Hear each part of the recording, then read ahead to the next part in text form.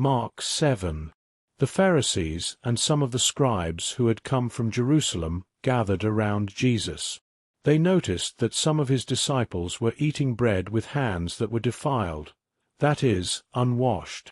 For the Pharisees and all the Jews do not eat unless they wash their hands properly, holding to the tradition of the elders. When they come from the marketplace, they do not eat unless they wash. And there are many other traditions they observe, such as the washing of cups, pitchers, kettles, and dining couches. The Pharisees and the scribes asked him, "Why do your disciples not walk according to the tradition of the elders, but eat with defiled hands?" Jesus replied, "Isaiah was right when he prophesied about you hypocrites, as it is written, 'This people honors me with their lips, but their hearts are far from me.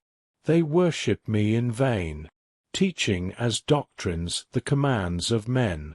You abandon the commandment of God and hold to human tradition.'" He continued, "You have a fine way of rejecting the commandment of God to establish your own tradition. For Moses said, 'Honor your father and your mother,' and 'Whoever curses his father or mother must be put to death.' But you say that if a man tells his father or mother, 'Whatever benefit you might have received from me is korban,' that is, a gift dedicated to God, you no longer let him do anything for his father or mother. In this way, you nullify the word of God by your tradition that you have handed down, and you do many similar things." Then Jesus called the crowd to him again and said, "Listen to me, all of you, and understand. There is nothing outside a person that can defile him by going into him. Rather, it is what comes out of a person that defiles him.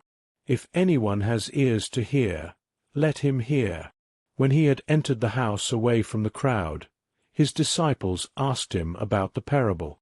He said to them, "Are you also so dull?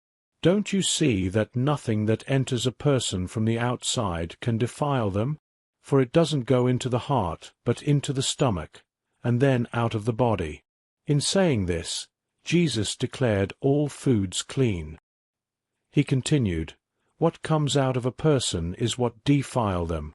For from within, out of people's hearts, come evil thoughts, sexual immorality, theft, murder, adultery, greed, wickedness, deceit, lewdness, envy, slander, pride, and foolishness.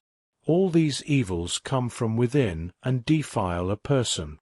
Jesus left that place and went to the region of Tyre and Sidon. He entered a house and did not want anyone to know it, but he could not escape notice. A woman whose little daughter was possessed by an unclean spirit heard about him and came and fell at his feet. The woman was a Greek, born in Syrian Phoenicia. She begged Jesus to drive the demon out of her daughter.